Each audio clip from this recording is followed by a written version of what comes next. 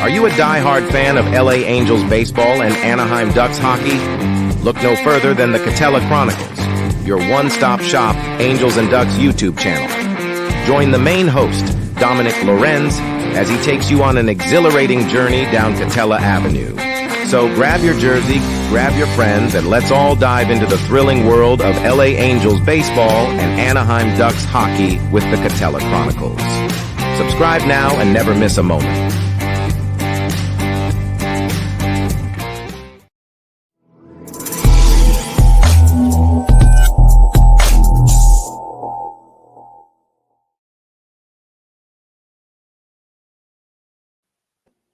Hey, and welcome everybody to another episode of the Katella Chronicles Podcast with your host, Dominick Lorenz, co-host Randy Yaws in the house, the graphics guy, making an appearance on the podcast. Buddy, how you doing? I'm doing well, although not as well as I was a little bit ago, and I just realized I left episode 23 on the background. That is my fault. I accept full responsibility. You can fire me now. No, I'm doing well, man. You know, it's Easter. You know, everybody's just chilling out, probably eating a bunch of sweets, a lot of good barbecue food, and just getting fat and sassy. Hey, it's spring has sprung, and baseball season is here, and this episode is going to be all about the Angels. Opening series is complete. They lose 2 of 3 to the Baltimore Orioles, but at least they do pick up the rubber, or not, I don't want to say the rubber matchup because that would invoke them winning actually one of the games before today. But they pick up the series finale victory. Good pitching, good hitting. We'll dive into it in a little bit, but let's get the housekeeping items ready to roll. And for those of you that know, the Katella Chronicles podcast can be found all the time on YouTube. So please like, comment, and subscribe on the YouTube page for every episode. The graphics guy, Randy, has done an amazing work on the new logos, the final score, the starting lineups graphics for our Angels coverage. So tip of the cap always to Randy for doing that. And you can find us always on social media at Katella_CHRON on Instagram and X. And if you're watching this podcast, top left corner, there's the follows. There's where you can listen and watch. It's all taken care of by the graphics guy. So see, thank you, everybody. It's easy. It's easy when you have a guy that's super smart at this stuff and doesn't make me look like a clown. So it's helpful. Well, I look stupid today, like I said, with that episode 23 left up there from the last time. So it's okay. I got to pay more attention to stuff like that. Hopefully, well, this is a spur of the moment type thing. We thought we'd podcast last night. It's the holidays. It's the weekend. I'm like, hey, you want to podcast in 20 minutes? Let's do it. So let's do it. You know, the key is we're both here. We're both going to have a good time. So buckle your seatbelts, folks. Let's have a good show. Angels open the season in Baltimore. The first 2 games, ugly, to say the least. I don't think there's any other words that we can describe it. I know the optimism that Randy had coming into the season tempered expectations. I feel attacked. And a lot of people were calling you out on not being a honk, not being optimistic. And I'm the type of fan where, yes, I do love to be optimistic. You know, that first week of the season, it's opening day, real baseball is back. So I get maybe a little bit why people came down hard on you. But if you've been an Angel fan over the last decade, you understand why maybe expectations were extremely tepid early on in the season. So I'll say if you're over 40 years old, I mean, the last 20 out of 30 years have not gone our way. You know, I would say there's that one solid decade, you know, when Socia was here where we own the American League West, or basically own the American League. But I mean, my whole life, as far as getting into this thing in 1993, the summer of 93, literally 30 fucking years, man. And I can pull out a decade of good baseball. It's hard. And a lot of fans, and again, if you want to support, you know, I'm a condoner of support your team how you want to support your team. At the end of the day, we're all Angel fans. Okay. So we all check that off on the box. We all have our own personal feelings with what's going on with the current team right now. We all have our feelings about Artie. We all have our feelings about the whole Shohei Ohtani exit from Anaheim, going to Los Angeles. We all have feelings about what we should have done in free agency. But again, that ties into Artie Moreno. all the things from A to Z. We can list a litmus of things we can talk about. But I'm the type of person where I know Randy very well, and I'm not pointing you out specifically just because, you're next to me, but your comments got some, reviews on social media, but I have to somewhat agree because we've been in this now, like we said, for a decade, and we know what we've seen. And until we get proven wrong, and I say this all the time, and I use Joe Adell as the example, until a guy like him proves me wrong in the right way of performing well, going out, and we use this terminology, I believe it was yesterday when we were chatting off air, that blue-collar worker mentality. Yeah. Put your bootstraps on, do this. I want someone to prove me wrong. So that's why I like Joe Adell. I want him to perform well, but if he doesn't, I'm going to call him out for it. And that's where we're alike. Our buddies at Halos in the Infield are alike. We all have the same common mentality of, we're going to call you out on your BS, and we will have no problem eating crow because that means they're doing something right and proving us wrong. Absolutely. And my thing with Joe Adell, it's not that I hate the guy. I don't hate players. Dude, I'm 40 years old. I don't hate most rival players. I hate rival teams like the Dodgers and Boston. Like those are my top two. Yeah. But I don't hate players. I don't hate Angel players. But when I watch a guy get drafted and I have an opinion on him, and my opinion on Joe Adell when he was drafted was he's nothing but an athletic freak with no baseball sense. That was my exact notion for that kid when he came out. And he's been that exact freaking thing, Dom, for 7 years that he's been down in the minors. So it's not that I hate the kid. It's the fact that I just keep seeing the same stuff with no improvement. At least not from what I can see. Yeah, I know he's only had a full year at the major league level, but I'm sorry. He's had 7 flipping years of pro ball, and he's not gotten anything up here. Yes, okay, he make a few good defensive plays, but guess what? He still isn't spring training, he hasn't knocked my socks off. You need to play a full 162 game season and show me that test of time. Yeah, or at least close to it. And we talked about it on the Halos in the Infield roundtable to begin the season was, what are some code words that the Angels need this season? And as always, it's consistency. Yeah. And we need players like that. And to revert back about 72 hours ago, maybe a little more than that on opening day, Patrick Sandoval was anything but consistent. And I know pitching is the number one issue with this team right now, or at least the point of contention and questioning. Yeah. Angels did nothing to go out and get pitching this offseason. Right. They felt content with Sandoval, Detmers, Anderson, Silseth, and who else am I missing? Oh, Canning. Sorry, Canning. Yes. And then converting Wance, Soriano, and a couple other players. Now, again, we've heard stories that Perry Manassian was all in on wanting Blake Snell and JD Martinez, and he had contract negotiations ready to submit. And Artie said no. Yep. They are not going to push the needle. So this is not on Perry, even though he's going into his final year as Angels GM. This is on Artie. We can talk about that ad nauseum, so let's just put it out there right now. It's on Artie. That's enough of the conversation. I don't want to waste any more time on Farty Moreno over here. Yeah, I'll definitely put this offseason on Artie, but Mr. Perry Manassian had 3 years prior to this to get this team, in somewhat respectable, and in that 3 years they were never better than when he took over. So I will blame Perry for the first 3 years because he did have some leeway, he did have some cash to work with and some options to work with, and it just inevitably blew up in his face. It's you're working with limited constraints, and you're doing with what you can with what you have or what you're allowed to go out. Probably doesn't help that the farm system sucks when he took over. When the Angels are bottom 5 in Major League Baseball in the farm system. But looking at opening day, Patrick Sandoval doesn't make it out of 2 innings.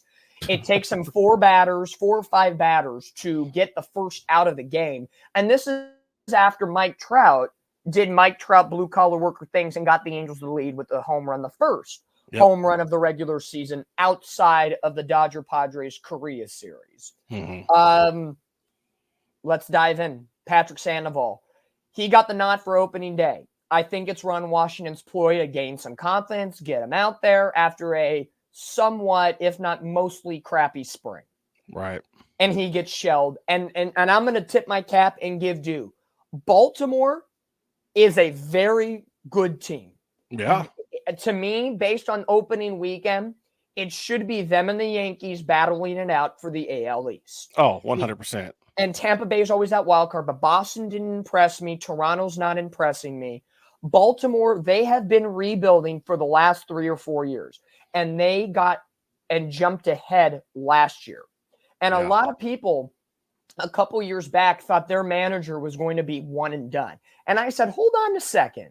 Baltimore's rebuilding. You're not going to fire a manager after 1 year in a full-blown dumpster fire. Rebuild, too. Remember, this team a couple years ago lost 110 games, dude. When we talk about rebuilds, we talk about the dumbster fire rebuild. Right. Like, ship off everybody, that's it. The Angels rebuild. Yeah. Same thing as the Jets rebuild. But Baltimore, their front office, and they had a plan, and they trusted the process. And their process, Adley Rutschman leads that team. Gunnar Henderson, Santander, that pitching staff with Corbin. They added Corbin Burns. When have we ever talked about Baltimore being buyers? Baltimore are buyers. They could be more buyers at this year's trade deadline. So it's not like we played a Oakland A's type team. Baltimore is a very good team. And based on what the Angels gave out the first 2 games, by rights, Baltimore should have shelled our asses. And damn well they did. So I will tip my cap. I can root for a team like Baltimore that did it right from the ground up. They did it from the feet up. I want to throw this at you. I threw this at you in our chat. Yeah. And now I could be stupid, and multiple teams could probably have this technology, and I don't know. I know the Angels don't fucking have it. I know that much. But this little apparatus that the Baltimore Orioles are using for their hitting practice is basically a pitching machine where you enter a guy's name and his stats, and it shows you that guy on screen, all his mechanics and everything, and that's basically how you take pitching or you take batting practice. The guy winds up, he does his delivery, and the ball gets pitched out of a machine. It's fucking phenomenal, Dominic. I'm like, what? If most teams don't have this, I'm like, why doesn't every team have this, dude? Yeah, that's phenomenal technology. Look at them. Look how good they are. I did a little research on this. Now, I don't know if it's the exact thing that, Major League Baseball uses or whatever, but, it's a $15,000 piece of equipment, by the way, just putting that out there. Shit. But it's an elite attack machine. There's multiple companies that have it, but it mixes analytics with AI and robotics. So it's upper echelon technology, and it's a pitching machine, like, the old-fashioned machines, the little wind-up arm, and there goes the ball, goes the ball. That ain't your machine now. It can replicate arm slots and style of pitching from specific pitchers. So if for example, the Angels tomorrow are playing Max Meyer, who's a top prospect for the Marlins, coming off of injuries. He's just making, I believe, his 3rd or 4th MLB start because he's had Tommy John multiple times. You could input that into the system and prep for it during BP. That's amazing, dude. So this technology, and if Baltimore has it based on their sources, that is going to help them. Now, is it going to always favor the team that's practicing with it? No, because I'm still under in the regard, numbers and technology is one thing, but the eye test and going out there and actually executing it are 2 different things. But it doesn't hurt. No, I mean, I just read that and I'm like, I'm in agreement 100% with you, but man, just to have that, to be able to practice a guy, in practice, to be able to watch an opposing pitcher that you haven't faced just yet, to get some kind of idea, like you said, in the cages and in-game situations, totally different, totally different, like night and day. But, I just to have something like that, I mean, it can't hurt. Not at all. No. So when you have that on your side, Patrick Sandoval, and I'm not saying, because of that's why Sandoval got shelled. No. Right. Sandoval's had his issues for now the last year plus. We haven't seen Sandoval on his game since the World Baseball Classic. Yep. And the 2022 season. or even more so 2021. Mm-hmm. Are we at that area now where Patrick Sandoval, is he a work in progress, a lost cause, confidence issues, or have patience? Because I'm bubbling, the water's boiling, where I'm scared that the best we're going to get out of him is what you would consider from an offensive guy who is in the range of like 220 to 230 batting average. He'll plunk 8 to 12 home runs and 30 RBIs, like a very average type player. What's your take? Because I feel we're in that territory now where we've given him chances at high octane levels like opening day and low ball levels, and he's not threading the needle as he should. Now, again, it's one start, so I don't want to hit the panic button. But again, us as Angel fans, we've had this track record, and we've had the last 10 years, and especially the last 3 years on Sandoval, and it's been nothing but nothing consistent. Mm-hmm. What's your take? No, I honestly, with Sandoval, I'm kind of fed up with him, to be honest with you, Dom. I really think it's a combination of the latter two that you mentioned, attitude and confidence. I think the majority of it's attitude, because it seems when he gets down, I mean, he just got that demeanor, just like he instantly gets pissed off, start calling out teammates with body language and stuff like mm-hmm. that. But I think some of it also has to do, you're right, mental, and I think some of it has to do with confidence. He gets down and he loses the confidence, and when he loses the confidence, he gets an attitude. And I honestly think it's time for Patrick Sandoval to move on.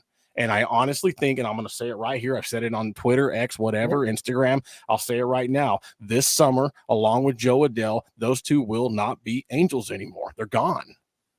And unless they put it together, but if they don't, they're gone, dude. They are gone. I promise you. You're at a point now where that can be the case, but in return, what is their worth to another team? Now you know how it goes with the Angels. Somebody leaves and they perform better. Mm-hmm. Ergo, Jared Walsh, his opening weekend with the Texas Rangers has been very nice. So it looks like Jared Walsh could be figuring things out within the division with the Texas Rangers. Patrick Sandoval, when you look at his stuff, and it doesn't matter if it's in a bullpen in a game, he has the stuff. Right. It's not so much where he's a sub pitcher that's trying to become an ace. Mm-hmm. The Angels traded for him from Houston because he had stuff. And remember, we traded Maldonado away to get Sandoval. Correct. And at the end of the day, did that trade probably work out for both sides? Probably. Maldonado's not the best bat. He helped the Astros do what they did with their pitching staff. Mm-hmm. Was Maldonado pushing the needle for the Angels? No. So in one way or another, it was probably a fair trade. And honestly, I think when Houston made that trade, they probably weren't looking at him to move the needle for them either. They just looked at hey, that guy can command our pitching staff. We just even if he hits 240 or 250, whatever, as long as it's defensive, it's exactly, he can still do it behind the plate. But I'm 100% with you. Sandoval has the stuff. The stuff has never been questionable. It's just putting it together. It's putting it together. And, his next start is going to come in Miami, the final game of that series. And then he'll be pitching against Tampa Bay at home in that opening series, because the Angels will welcome Boston for 3 and Tampa for 3. What would I would say by the end of April, we're going to know what Sandoval we're getting this season. Right. And that would be probably about 5 starts, depending on the off days and how things trajectory play out. You're looking at about 5 starts.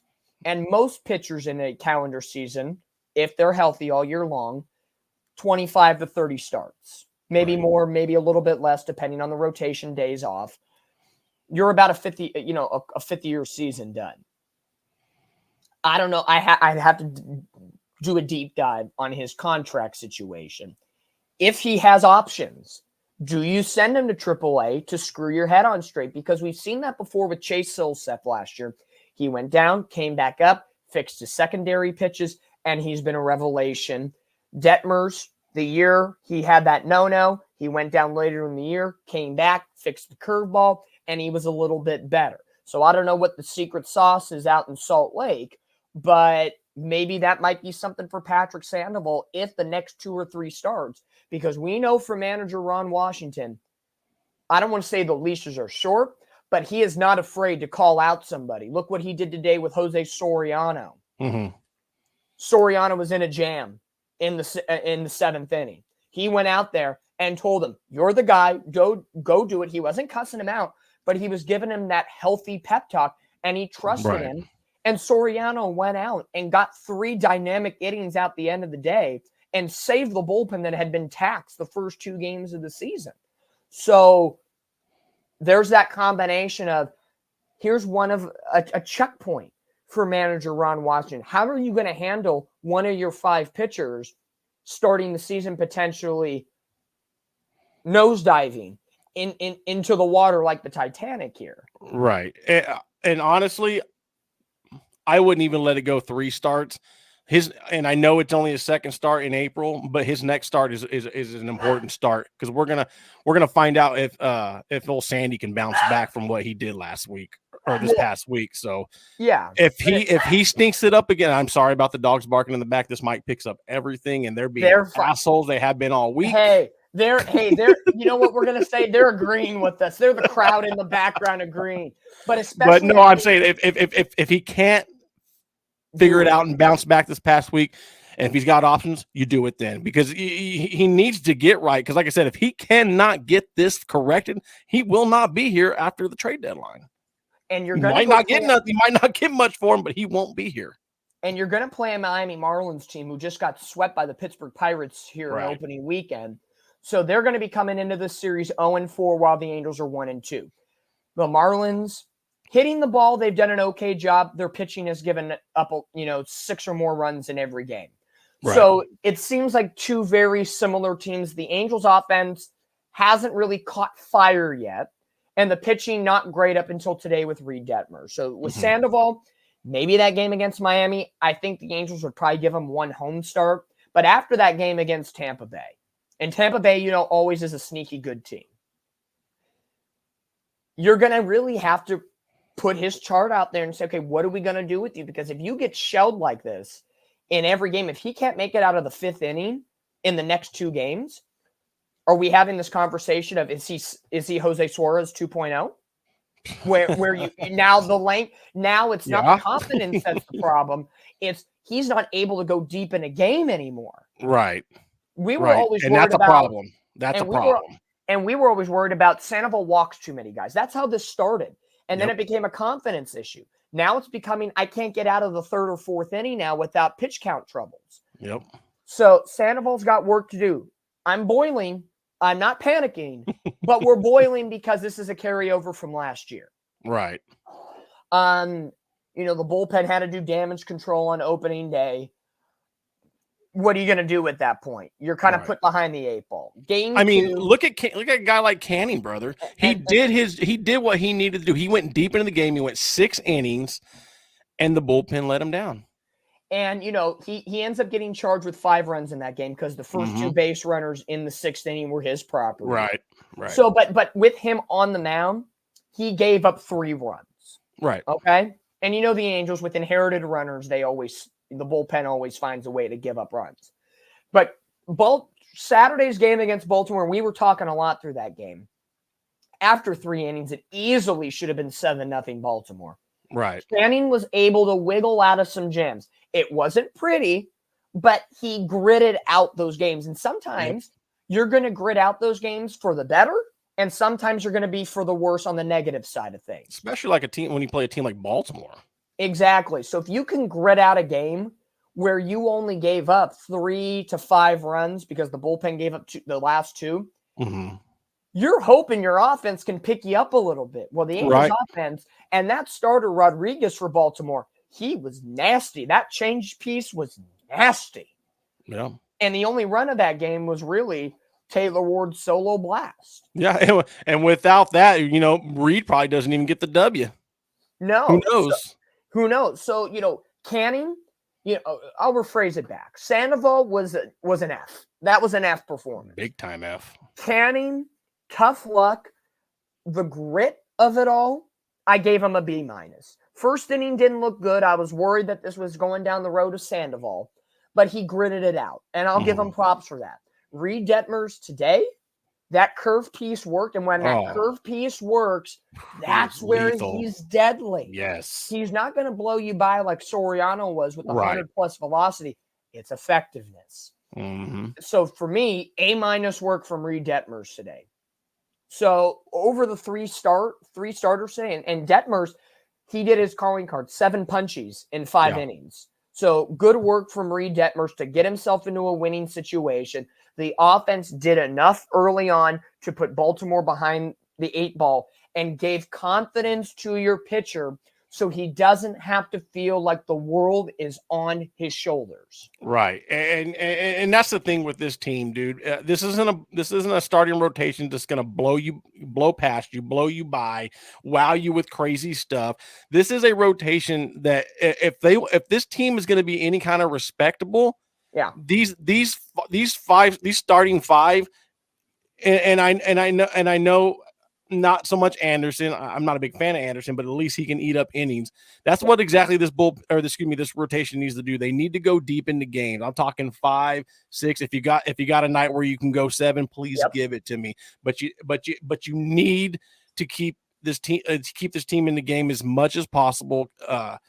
Keep the bullpen from getting taxed every freaking night. Yes, sir. And hopefully, allow the team to have a chance on a nightly basis. That's a lot to ask when you got an offense that constantly underperforms, and it goes back to last year. I mean, this is the same offense that we watched last year, these first 3 games, brother. Pretty much. And you look back. Now, last year on opening weekend, the Angels were in Oakland. Opening day didn't go well. Then they had that massive inning against Oakland where they scored, I believe it was 11 runs in the second inning. So our eyes glazed over and we're like, whoa, here's this team. And then they went out and won that series against Oakland. So a little juxtaposition from last year. But when you talk about innings eaters, thank God for Jose Soriano today. He figured it out. Normally, Angel pitchers in that situation, when the manager goes out, you think you're going to hand him the ball and he has confidence in you. Sometimes the Angel pitchers give up a run and then very next pitch, nearly a double play to end the inning, and then Drury came up with a couple big defensive plays. So you got help out from your defense. And then Carlos Estevez, he looked like the closer that we saw from the first half of last year. Less than 15 pitches, got in, got out, did his business, boom, ball game over. So the pitching today, absolutely, if it can replicate itself a little bit here and a little bit there, we can work with this. Right. Now, the offense, let's talk offense now for a minute. Trout homers, Ward homers in back-to-back days, those were your power guys. Everybody else, and the point of contention with the starting lineup that I want to discuss with you is Ron Washington, the last week and a half of spring training, he juggled the starting lineup. He put Rendon in the leadoff spot, Hicks in the 2-hole, shifted Shonwell down to the middle of the order to try to lengthen the lineup. So when you get to the bottom, it reverses back to the top for opportunities. Clearly, Hicks played game 1 and 2, did not play today. It was supposed to be Moniak. Moniak got sick. Joe Adell enters the lineup. The 1-2 punch of Rendon and Hicks did not work. No. Through the first 2 games, and Rendon went 0 for 4 again today. To you, where would you place Rendon in the lineup, and who should be, in your mind, the leadoff hitter?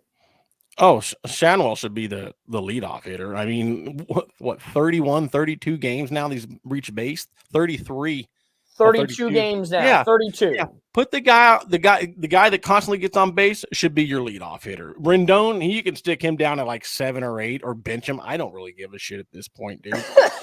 I just don't understand why we're sitting here going into the season now and we're still doing experiments with the lineup. We just had an entire month and a half or month or whatever of spring training to figure this out. Like, well, I don't get it, dude. This is where I'm trying to be objective and look into the mindset of Ron Washington. On paper, in the career of Anthony Rendon, and not the Angels' career, his entire career, okay, the on-base percentage, his slugging percentage, his doubles ability, he would seem, if you took away the power numbers, just looked at average and hits and on-base percentage, you would look as if he would be a prototypical leadoff hitter. He hits the ball, he gets on base, he sets a table. Okay, on paper, it makes sense. right. Now, the first 3 games in Baltimore, clearly not hitting the ball. Props to Baltimore, very good pitching. I'll give him props, but he didn't get on base. Okay, Aaron Hicks, especially Saturday, his swings were all over the place, and I told you in particular, the man looks like he's trying to swing for a 6-run homer. Yeah. Doesn't happen. Maybe he's facing his old team. He's trying to put a little into it. It's possible. You're at a 12. We need you to bump it down to a 6. Yeah. You know, you're at one of those things. But Hicks's defense, very nice. He's got a cannon of an arm. He saved a lot of balls from being extra base hits, limiting to singles or doubles. And he really limited Baltimore, especially in the game with Canning on the bump, preventing Baltimore going first to third a lot of the time. So Hicks's defense, I'm not questioning the defense. It's his approach at the plate. He's just swinging at this point. Right. To me, yes, Sandoval seems like the easy leadoff hitter. I actually really like him protecting guys like Drury and Ward. Really? Like for me, you can go on record on this podcast, on social media, on Heedy. Sandoval should be the leadoff guy. He's the pure contact, exactly what you said. But when the Angels lineup is inconsistent and there's days where maybe Mike Trout goes 1 for 4, Drury, who had a couple of hits, Drury's been consistent. Ward's been consistent. But those days where your 3, 4, 5 guys aren't as consistent, Sandoval could be the hero in the middle of the lineup. But you can't bank on that every day. So it's kind of a hit and miss type situation. So yes, of course, Sandoval should be prototypically your leadoff hitter. But I wouldn't mind seeing a guy like Neto. I wouldn't mind seeing a guy like Luis Rengifo, who actually did pretty well in the starting lineup at the leadoff spot last year. So, again, it's going to depend on the days Rengifo plays, the days Rendon gets the DH spot. Like Rendon was DH today. I'm going to guess probably Mike Trout is going to get a DH spot in these 3 games against Miami. Yeah, probably. Because we have that availability now with Ohtani gone.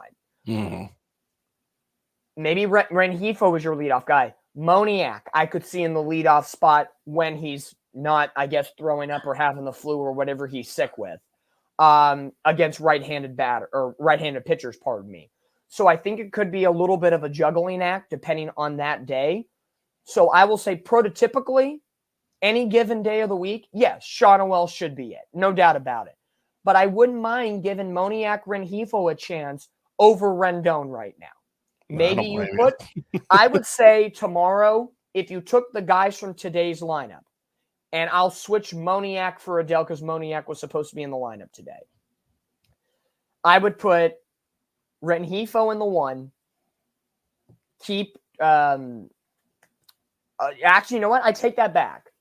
Moniak leading off. Rengifo in the 2. Trout 3. Ward 4. Drury 5. Sandoval 6. Rendon 7. Ohtani 8. Neto 9. I wouldn't mind having that because, as we could tell, Neto and Ohtani at the bottom of that order, Ohtani did a very good job being patient at the plate. He took a couple of walks this weekend. Very nice. Neto, he got a couple of hits.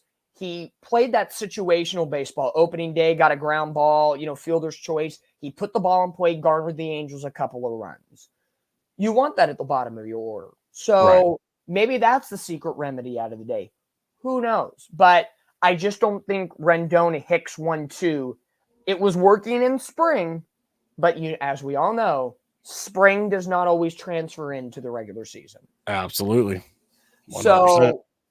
So offensively for the Angels, you get a couple runs on opening day. I believe it was 3.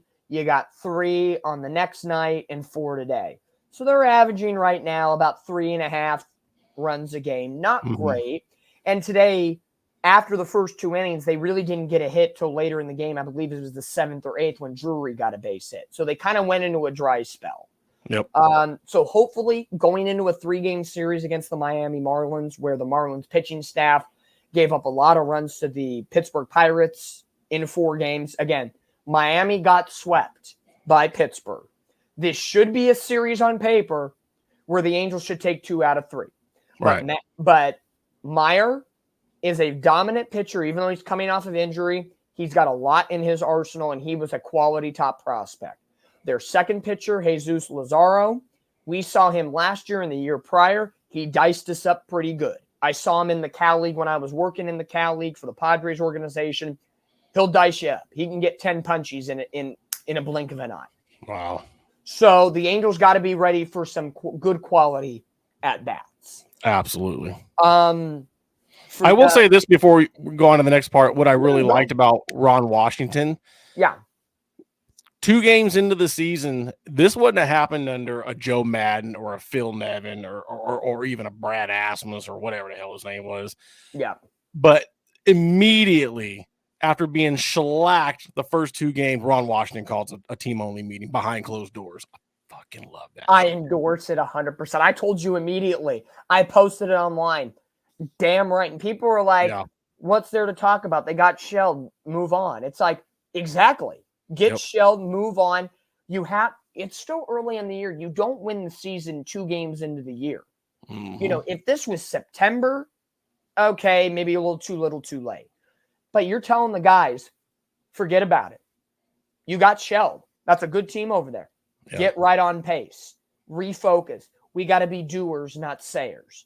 And the Angels, it wasn't pretty, but they did the job today and won 4-1. All around good baseball. Good defense, good pitching, and the offense was timely early on. So to me, it is a win-win when Ron Washington does his thing. And if Ron Washington wants to do that all the time, let's say the Angels win a couple of games, and then they come home and let's say they lose 2 or 3 to Toronto and lose the first game of the next series. Have another meeting and say, hey, this is a 4-game span. It's just baseball. We talk about it all the time. It's a mental game. Mm-hmm. Why are you going to demoralize yourself? What if the Angels didn't have that meeting and got shellacked today? Everybody would have been calling Ron Washington, why aren't you doing anything to stop this? Right. He did.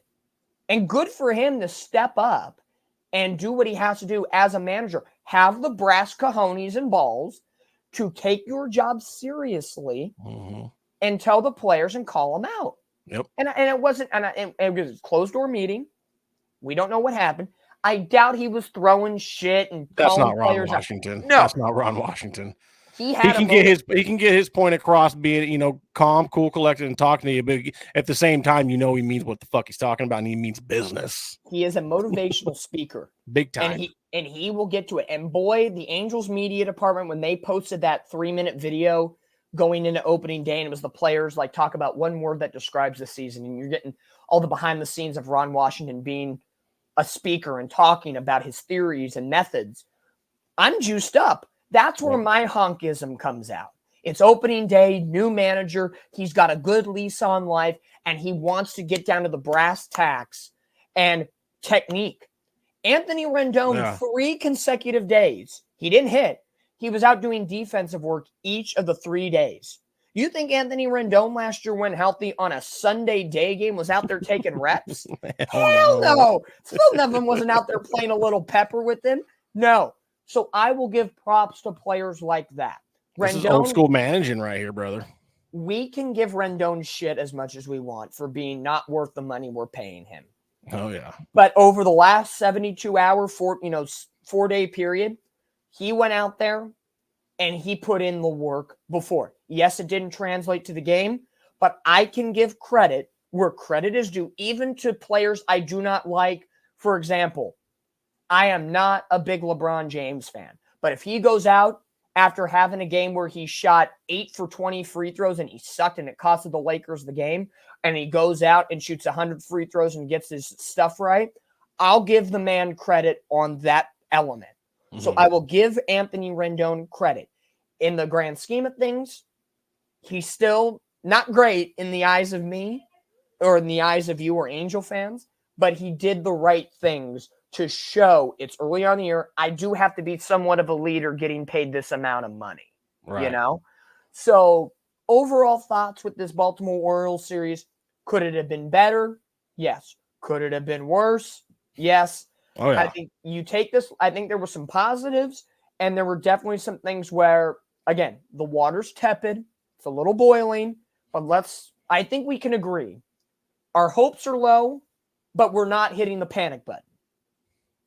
At least for me. I'm not hitting the I'll tell you, there is no panic button for me. I have no expectation for this team. Like, you know, if they start showing me they can start playing some respectable ball, I'm not going to be like, oh my God, we're freaking World Series bound. We're not even playoff series bound. Like, no. I just want to see some respectable baseball for once, dude, because this team has not played good baseball, at least the last 3 years. To me, the panic button gets hit that if we're in July and August and the Angels are in a wild card playoff chase or in a divisional chase, and they've been playing well for months, and they go, for example, I don't know, let's say they're in the top wild card position, and the team that's on the outside looking in is 4 games back, and the Angels go on a 6-game losing streak, and that 4-game lead turns into a 1-game lead.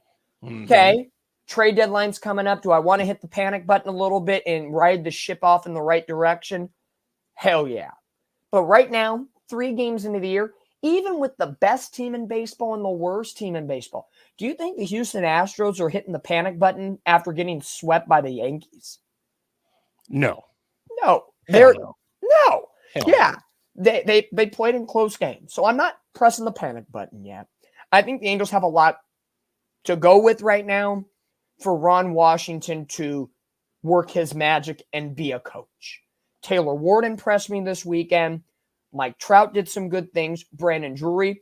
Let me circle back to this topic before we get to the next one. Sure. The blue collar worker mentality. Mm-hmm. Angels need guys come up for your bootstraps, dig deep, play hard, and be gritty. We need a team full of Brandon Drurys, dude.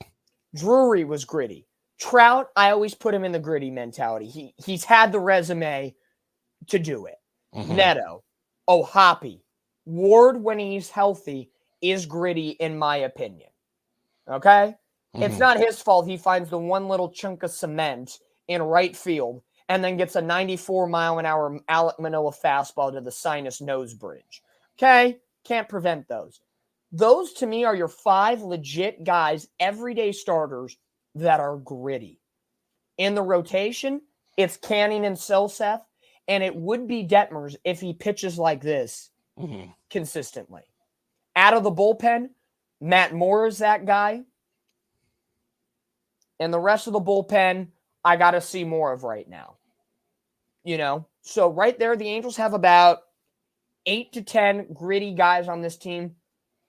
Those are the players you want on your team. Those are that creates the culture Ron Washington is so craving and wants to establish. But Brandon Drury, you talked about him a lot.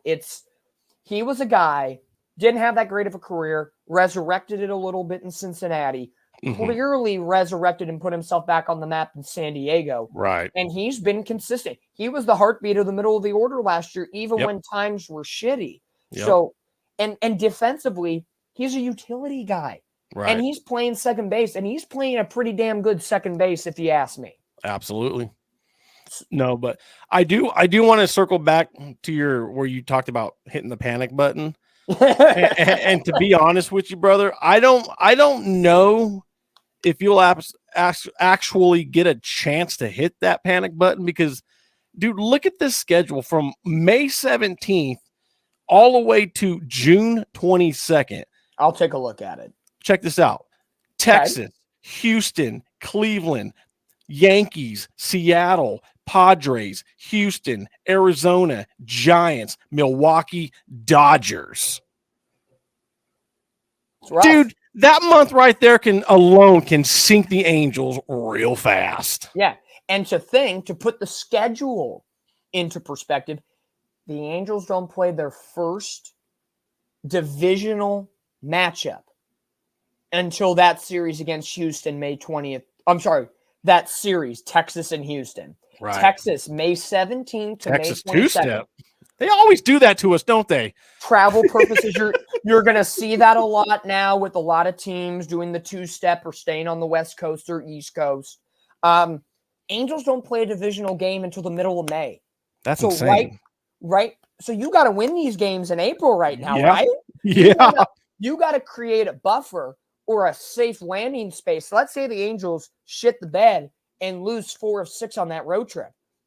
If you as the Italians say, mainza, which is mean so-so. If the Angels mainza themselves a 15-15 whatever record, and you drop 4 or 6, you're 17-21. You're now having to climb so far back because after that, you play Seattle, and then you don't play Houston for another month. You're going to have to then, if you lose 4 or 6 on that road trip, that Texas two-step, at some point when you see Houston or Texas again, you're going to have to sweep them to garner those games back. Yep. So April is important. The Angels again. You don't get as many divisional games anymore. No, you lose at least seeing everybody at least one extra time, if not 2. Right. So the Angels have Miami, followed by Boston and Tampa at home, at Boston and Tampa. So you're going to really see the same pitchers over and over for a 2-week span. Yep. They play a very tough Cincinnati ball club. Baltimore comes into town, and then Minnesota and Philly to end the month of April. Name me a team that's easy. Boston, maybe. Boston, they did well against Seattle. The Phillies, Miami, maybe. I would say Miami is the worst of the bunch. Yeah, I mean, that's really Boston's iffy. Miami's probably, but outside of that, dude, I mean, I have no confidence in us handling a lot of these series. I mean, Tampa Bay's Tampa Bay. They always got our number, it seems. Cincinnati, I mean, yeah. Cincinnati's a good team. Baltimore can too. Baltimore can be Baltimore all year. The quality of competition does increase when you play every team in baseball. So I do love the new schedule format. I absolutely adore it. But the way it's set up, you need those blue collar. You got to be a blue collar man. You got to do it. So the Angels got work cut out for them. Again, looking at over the next 3 games for Miami, when this episode drops, it will be Monday. Hello, April. But, spring has sprung. The time has come. And the Angels, you lose 2 of 3 to Baltimore. You put that series behind you. Now it's time to get to work, okay? Yep. You got your sea log. Chase Silseth, game 1 in Miami. I like Chase Silseth. I think he's going to be the Angels' best starting pitcher this year, in my opinion. I put him out there for that. I like what he's put together in spring. Chase Silseth against Max Meyer for Miami. Game 2, Tyler Anderson against Jesus Lazaro. And then final game, the Wednesday game is a morning game, 10 a.m., Patrick Sandoval against AJ Puck. So there you go. Angels got to get down to the brass tacks, big business, before having the Thursday or Wednesday night travel night, Thursday off day, and the Big A opening day on Friday, April the 5th. We got to win the first 2. I have no confidence in Sandoval whatsoever. We have to win those first 2 games. Now, the pitcher against Sandoval is an ERA of 16.5 or 16.25. The pitcher, AJ Puck, has an ERA of 18. So they both have similar days for Miami. Looking just a little bit, I like to forecast the future. The 3 games against Boston, as of right now, it'll be Canning, Detmers, Silseth. Now, that is a good trio. Canning look good, Detmers can be good, Silseth can be good. Hopefully some innings eaters. So, and then on the opposite side for Boston, they'll have Crawford, Whitlock, and Hawk. So, again, Boston's rotation is a little different. Lucas Giolito's out for the year with elbow woes. Chris Sale is gone. So, Boston looks like a different team on the pitching side of things. That'll be an interesting series when the Fenway Franks come to Anaheim over the weekend. And they do show up. They do show up. Last year, I did go to one of the 3 games. Fans were tepid. It was May. Boston wasn't doing well. I would say if I had to rank the rowdiest fans, I would say Dodgers 1, Yankees 2. Boston's kind of fallen off the edge for me a little bit lately. Maybe because it's how they're playing and when they come into town, but it's early into the season. So nobody knows the first week of April who's winning what. So their fans might be a little amped. But if they were coming in April, May, June, July, and they were okay, their fans kind of taper out a little bit. So we'll see what happens. Before we get into the next topic, what do you think? Angels next 6 games. Marlins for 3, Boston for 3. What do you think the Angels go in with a win-loss record? How do you think they do? Oh, man. When you look at the pitching,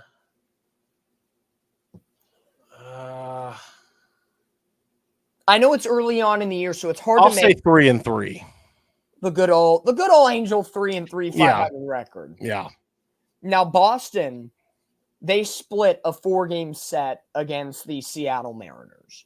So Boston, at the end of the day, if I look at their schedule, they gave up offensively 4 runs, shut out Seattle, 1 run.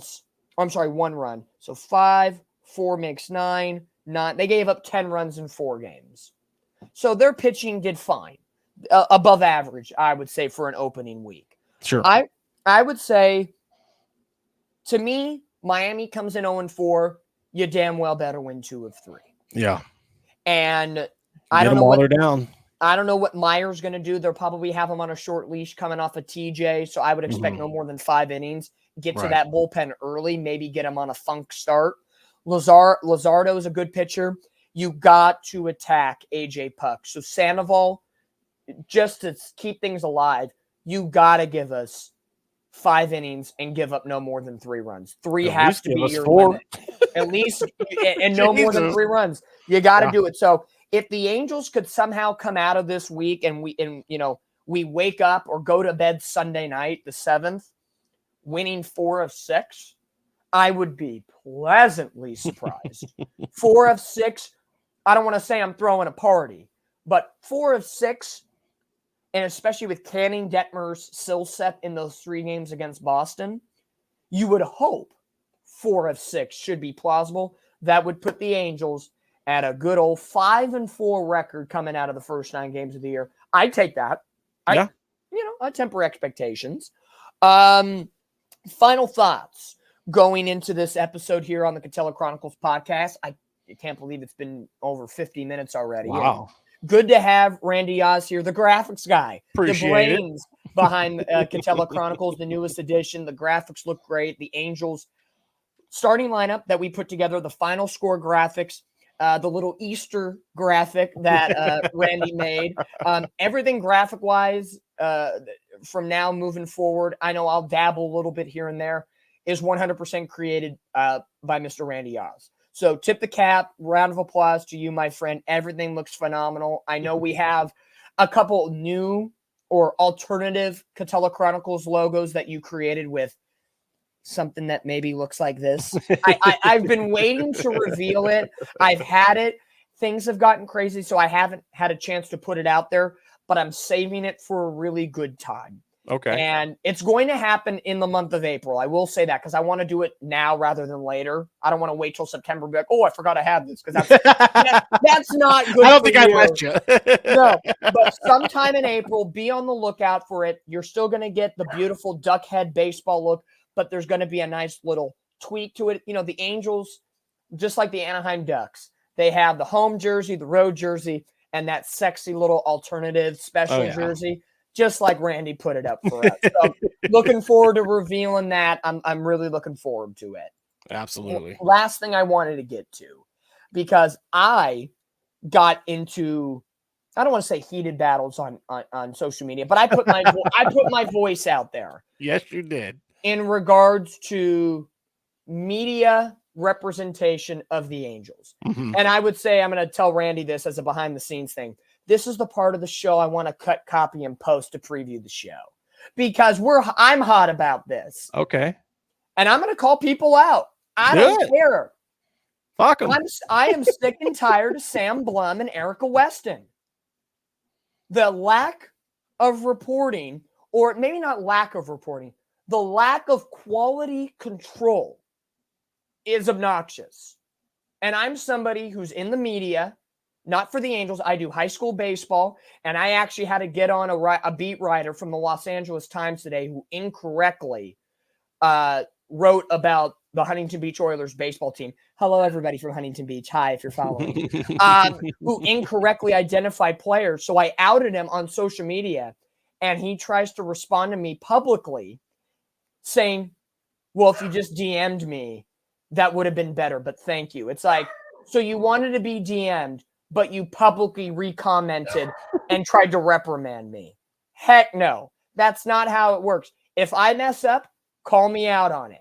Right. Okay? Because I want to give players, regardless if you're high school, college, minor league, pro, whatever sport you're in, I want the athlete or the source to be credited properly to get their due for whatever they do right.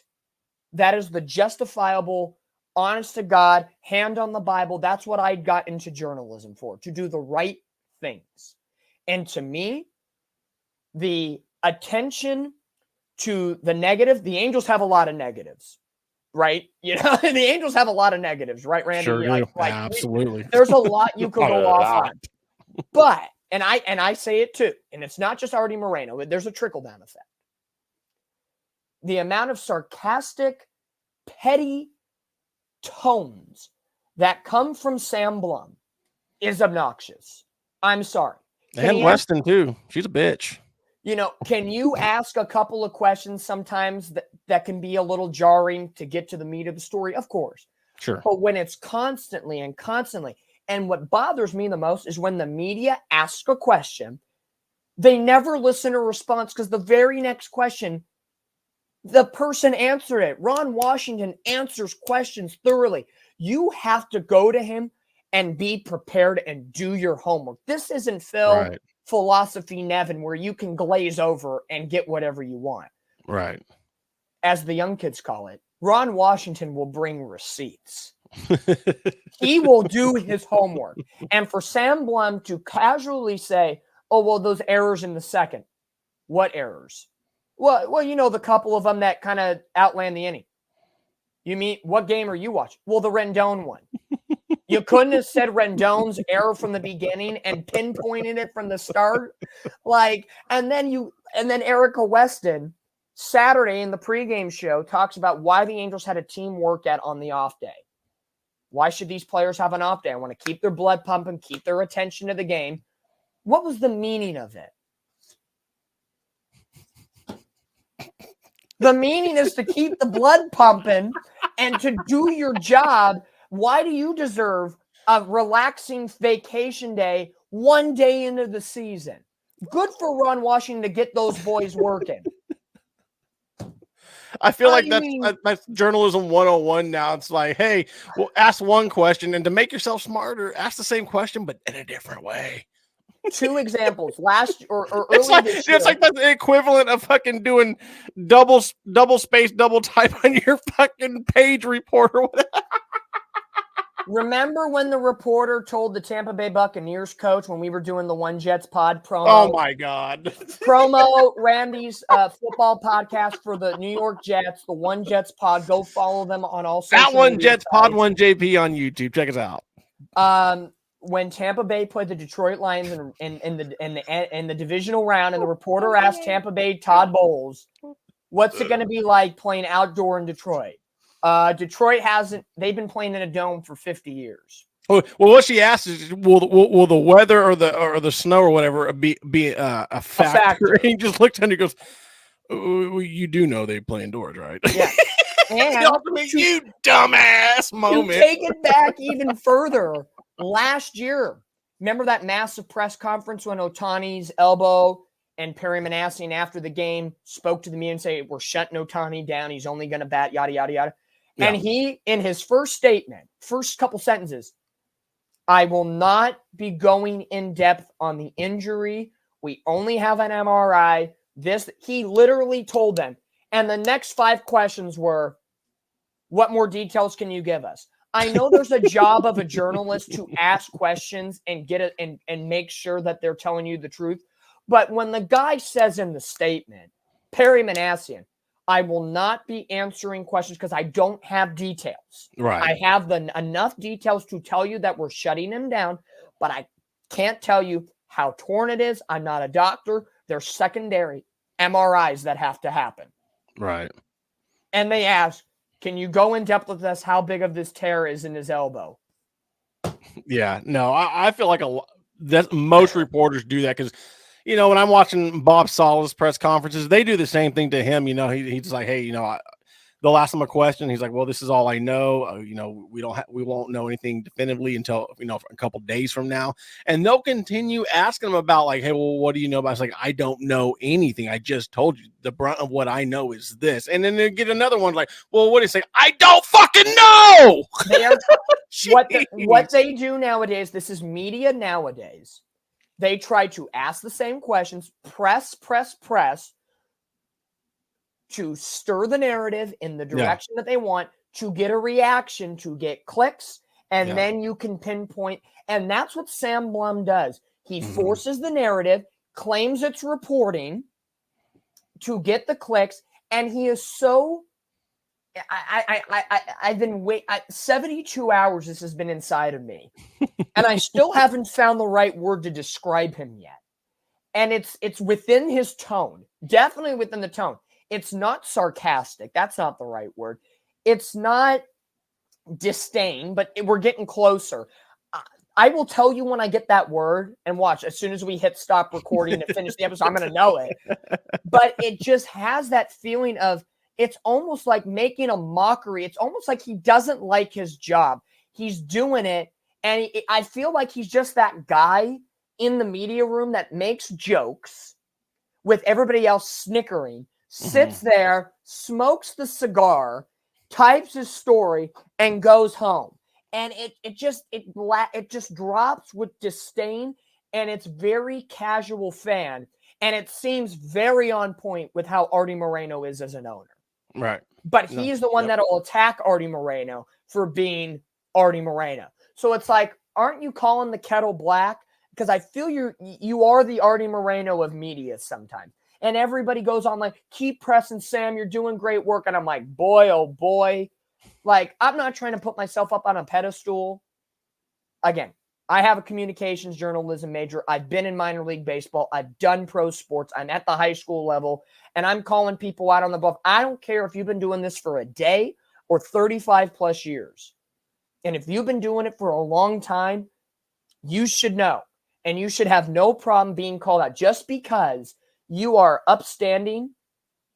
I'm not going to be rude and be like, yo, bitch. No.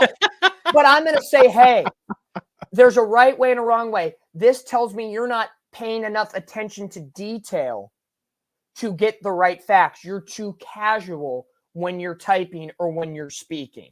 Have a little more pride in your work and not show disdain. If you don't like it, get out of it.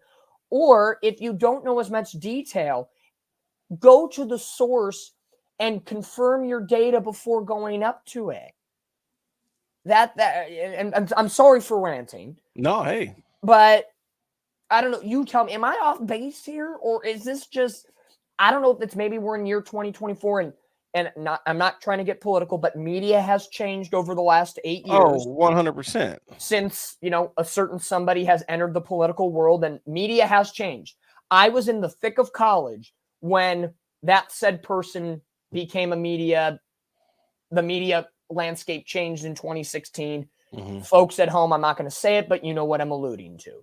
So for the last 8 years, things have been different in this world. It feels like nowadays, instead of just, going out there and doing a good job being a journalist, it seems like journalists and everybody in the media nowadays, it seems like they got an agenda. Ulterior motive. Ulterior motives. And it always seems like they're trying to have a gotcha moment. Yep. When speaking with coaches and managers and stuff like that. Yep. I hate that shit. I'm not in the business. Like, why do you want to be someone look foolish for? Like, seriously, like, just fucking do a story. I'm a numbers nut.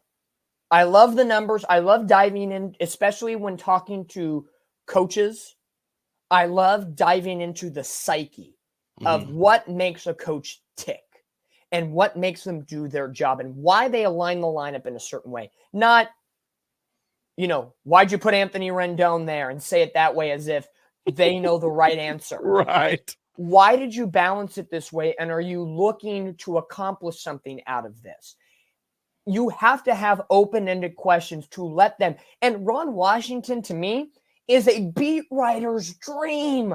He would talk for days about the game of baseball. Yep. Why are you going to go toe-to-toe with somebody or not be prepared and ask a very vague question when he's going to be like, it's almost like you're baiting him to be like, I need details. Come on. I need the answer. Like, don't beat around the bush. Yep. I would soak up so much of what Ron Washington's baseball brain has. It would, I would love it as a media person. I would love it. That man's forgotten more about baseball than we'll ever know. He's been through so much, man. And what he still retains, and he'll keep you on your toes. It's getting money. He's calling somebody. I love it. Yeah, he'll hold you accountable. But, there's again, like him, Eric, it just seems like they're lazy and they do what they do to get by. They think they have a pretty face. They think they get based on their looks. They get based on their tweets because they can make a little sarcastic joke on Twitter and people gravitate to them. If that's the case. I don't know how Sam Blum passed the test. Or Erica Weston makes a joke on camera or makes makes a joke with Gooby when she's in the dugout or whatever. And that's how people relate to her. It's like, that's a part of the job. I get it. You got to be personality for TV, but I want meat of it first, then the joking. Don't have the jokes cover up your mediocrity of reporting. Right. And that's where I'm at. And this is very on base with the Angels. Yep. Those are the two that got it the most. I know Trent Rush can be a halo honk, but at least he asks some questions when he does his show. I can dive into that a little bit. Gooby, we know he's a honk, but he's got that pitcher's mindset. He can dive in very well. I'm not completely sold on Wayne Randazzo. I'm not completely sold on the guy. He's been better than what we've had, but, we miss Victor Rojas. We miss a couple of the old guys, Rory Marcus and all that stuff. Oh, yeah. I miss Jose Mota. I miss that guy a lot. But there's just certain people, what you're getting from them on the media side of things. And then you get the figureheads that are there to do a job, and they go home at night and they're probably on their computer laughing at night because they know they're scot-free and safe. They have job security and other things like that. So do your job. Do it I want high quality work. This is the pros. If I was going into a meeting and I had to show my resume, that'd be the first thing they tell me. Yep. So, we try to strive for that here on the Katella Chronicles podcast. I try to do it in my personal life. I know Randy tried, he does his best with New York Jets stuff with the One Jets pod and on here at Katella Chronicles. So if that's what you're here for, great. If you want to be here for the lackadaisical fan, then go follow Sam Blum. I'll be perfectly honest. I won't miss you guys. But I want the true fans that are here that are going to be real. And that's why we have a great partnership with Halos in the Infield. Right. Because those guys, Todd, Fernando, Rob, James squared, I should say, with that show. James. With Halo Joe and the whole crew, man. By the way, I want my own Cup of Joe episode, mister. We can do it. We can make that happen. I don't want to be that guy, but no, really, I do. I got that. Those companies that you get a referral basis and you get a discount later. I'll refer you to Halo Joe, and maybe I'll get a Cup of Joe for you. We love it here, but that was. I love those episodes. Those are great. I love it. That was my little rant and rave, Katella Chronicles fans. Well did, sir. Well did. Any final thoughts before we shut down episode number 24? Even though it says 23, Randy already, slapped himself on the wrist, but 23 plus 1. Final thoughts, my friend. Well, hopefully we can get 23 plus 1 in run support over the next 3 games. That'd be great. No, it's just I would love it. The Angels, they need to get it together. Hopefully this closed door meeting really sparked this team, and hopefully we can continue this road trip, I wouldn't say, continue this road trip winning. I really would like to see, if the very least, give me 500 over the next 6 games. But man, if you can go 4-2 over these next 6 games, dude, that'd be great. Yeah. And again, if you win 4 of 6, I'm not clamoring on the next show playoffs. Right. I'm only doing that if we're in the chase or on the bubble and we're in July and August. Right. I don't think I'm going to utter the word playoffs at least until July, until the All-Star break, because let's just worry about playing some respectable ball right now. April is the litmus test for, and the way the schedule aligns right now, not playing a divisional rival until mid-May, and then they're kind of sporadic through the year. April's huge. And like you talked about, that middle of May to middle of June schedule is pretty much playoff caliber teams that did stuff during free agency. Yep. So, you know, hey, when the Giants come to town, Blake Snell's probably going to be on the bump. Probably. You know, you're going to see other guys when Arizona comes to town.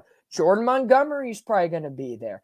Jared Walsh is probably going to pay back the Angels and get a dinger at some point. And we'll be talking about that left and right when we play those guys. Watch. You know, what we could have had. Hey, you are the same fans.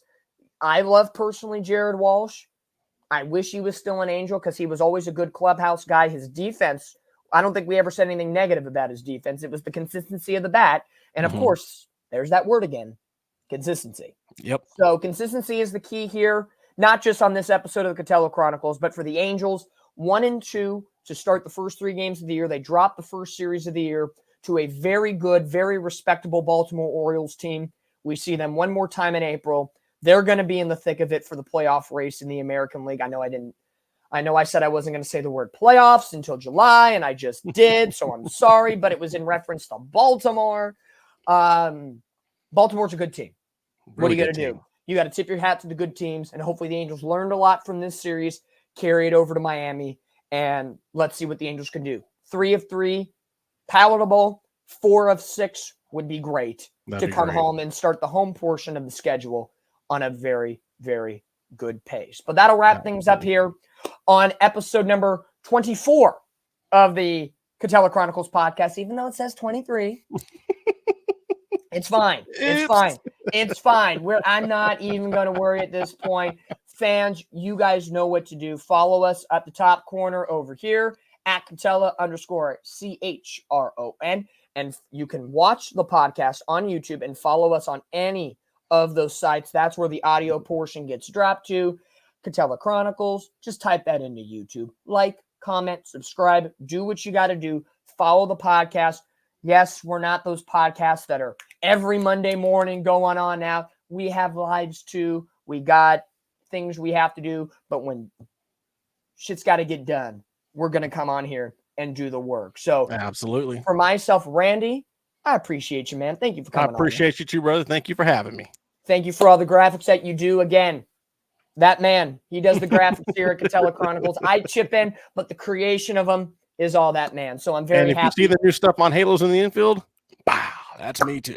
We love it, man. We absolutely love it. So keep on coming back to Katella Chronicles. Yep. Enjoy the episode. If you listened all the way through, man, we love you guys so, so much. So until the next time, I'm Dominick Lorenz. That's Randy Yaws. We are Katella Chronicles, and we are the heartbeat of pro sports in Anaheim. We'll see you guys.